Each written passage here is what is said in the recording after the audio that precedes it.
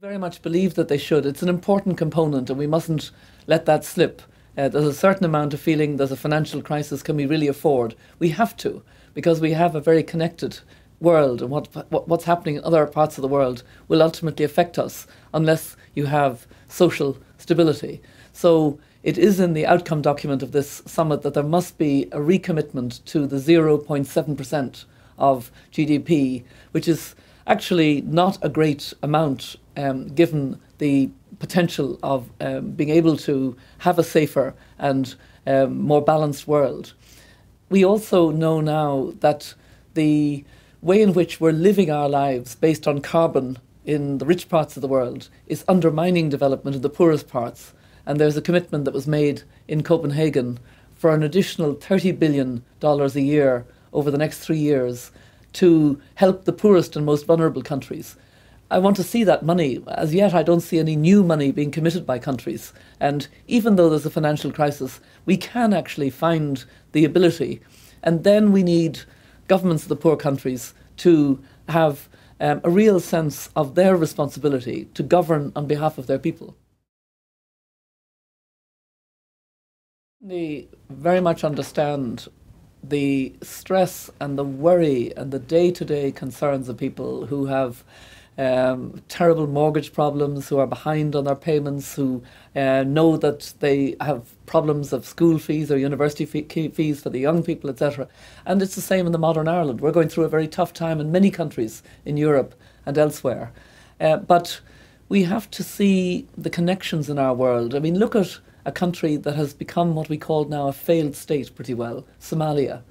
You have pirates out on the open seas from Somalia. You have a danger of terrorists being able to group where there is no law and order and find ways of attacking elsewhere in the world. We are much more interconnected than we have ever been. It's in our total interests to help to create middle classes in the developing countries. Then they will buy American goods. They will want to trade to the profit of everyone. So I think it's hard when you're really wondering how you're going to meet the commitments for next month and real worries about food, as that woman has said.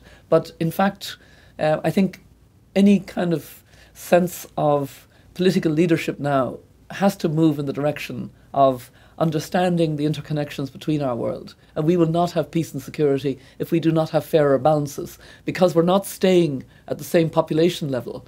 We're going to go up from just under 7 billion people today to over 9 billion by 2050. That's the largest increase in population we'll ever have seen, and many of them are in very poor countries. So for stability for our own generation, but particularly for our children and grandchildren, we have to have this sense of an interconnected world.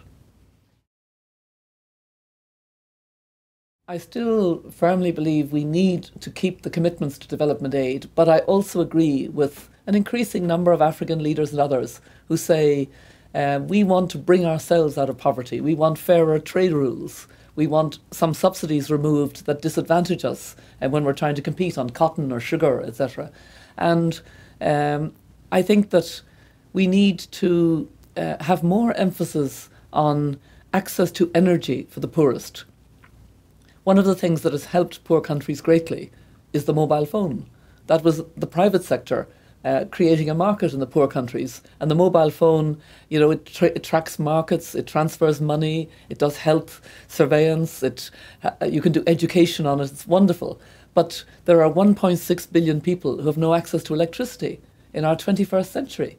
That's not acceptable. If you give energy to the poorest, they will be able to be more productive. And there is that sense that aid shouldn't be sort of we'll look after your needs and not make the poor productive. Many of us think that we have to have much more emphasis on decent work as part of the whole approach, including by the private sector. That companies that are operating like Coca-Cola or other companies in developing countries must more and more look at their whole value chain. How do we create more jobs? It's jobs that take people out of poverty.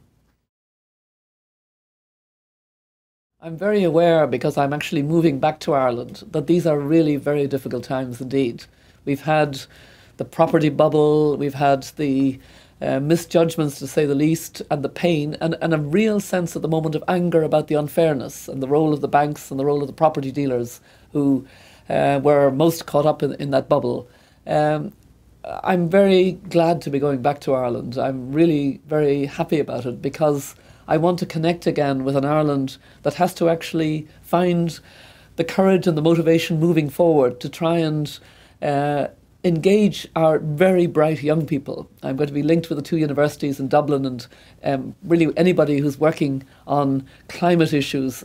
We're going to be working to promote the idea of climate justice. I'd like Ireland to be the go-to place on climate justice, a bridge between the developed world going into the renewable energies and necessarily having measures of mitigation, but also the need to transfer good green technologies, low carbon technologies to the poorest so that they can develop. They have a right to development.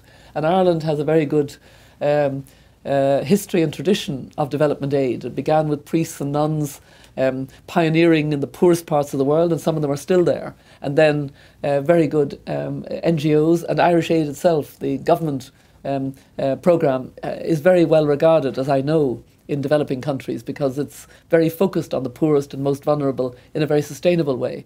So I want to try and help to work with those on the ground to rekindle, I think, a sense of real pride and purpose in Ireland on this issue of climate justice.